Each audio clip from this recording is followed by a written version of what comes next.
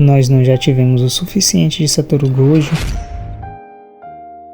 Apesar de ser um dos melhores mangás da atualidade, Jujutsu Kaisen decepcionou muito em seu final, pois parece até mesmo que o seu autor não gostou da fama que o Gojo teve. Afinal, ele mesmo mandou essa frase pra nós, que obviamente a resposta é um grande não. E o pior de tudo, cara, o Satoru Gojo simplesmente não teve um enterro. Sem sombra de dúvidas, uma das cenas mais marcantes dos animes no geral são os enterros. Só lembrar, por exemplo, do enterro de Hiruzen em Naruto. Apesar de fazer muitos e muitos anos, foi a primeira cena que veio na minha cabeça quando eu pensei nisso. E eu tenho certeza que vocês vão lembrar dessa cena maravilhosa e inesquecível.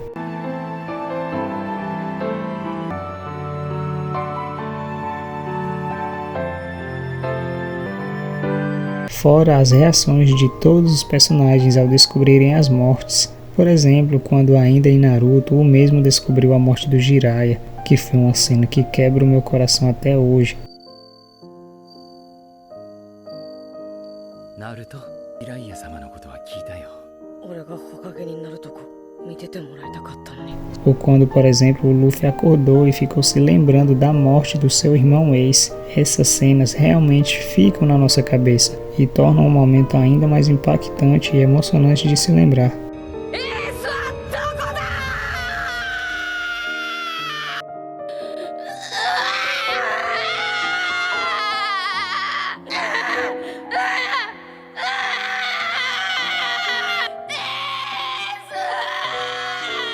Mas como eu tava dizendo, no caso do Gojo não teve nada. Tipo, literalmente não teve nada, ele apenas morreu. Teve o corpo usado pelo Yuta e assim ficou por isso mesmo. Sem enterro, sem reações tristes, sem lembranças. Por esse motivo, esse passou longe de ser um dos melhores finais. Não só por isso, né? Também pelas inúmeras histórias sem sentido que não deveria sequer ter sido introduzida nesse momento. Nos capítulos finais, fora todas as subtramas que o autor deveria ter desenvolvido ao longo do mangá e simplesmente descartou como se elas não existissem. Outro fato muito interessante é que o Itadori tentou ao máximo mudar o pensamento de Sukuna, que se recusou até o fim, mas depois que morreu ele ficou pensativo, dizendo que se ele renascesse novamente, ele ia tentar um novo caminho. E é sério que só agora ele resolveu ter esse pensamento?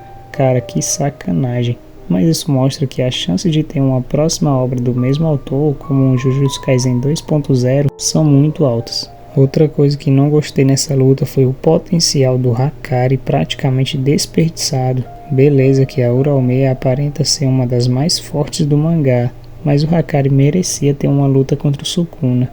Afinal, ele foi dito ser mais forte que o próprio Yuta e capaz de superar até mesmo o Gojo. Assim, não que ele superou, mas tinha potencial para isso. E se não era para mostrar ele contra o Sukuna, que pelo menos mostrasse um pouco de sua luta. Ou então o autor deveria ter hypado um pouco mais a Uraume antes de colocar ela para um X1 contra o Hakari. Apesar de que assim, a gente viu a força monstruosa do Hakari quando ele lutou contra o Kashimo. E se ela segurou ele por tanto tempo, praticamente empatando, isso mostra que ela é um absurdo de forte também.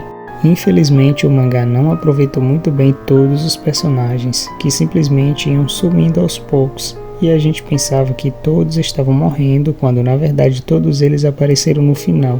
Inclusive o próprio Kenjaku parece que retornou para virar humorista, desistindo dessa vida de maldição. E isso foi uma coisa que estragou também o autor ter trazido todos esses personagens de volta e não trouxe o Gojo, não trouxe o Honrado. Todos estavam esperando que daqui pro final ele aparecesse. Mas enfim, o mangá acabou com o autor dando o dedo do meio pra gente. Então essa provavelmente deve ser sua mensagem para nós, que não preciso nem traduzir qual o significado. Se vocês curtem Jujutsu, se inscrevam e deixem sugestões de vídeos nos comentários, que trarei mais vídeos sobre ele. Deixem um like, até a próxima, valeu e tchau pessoal!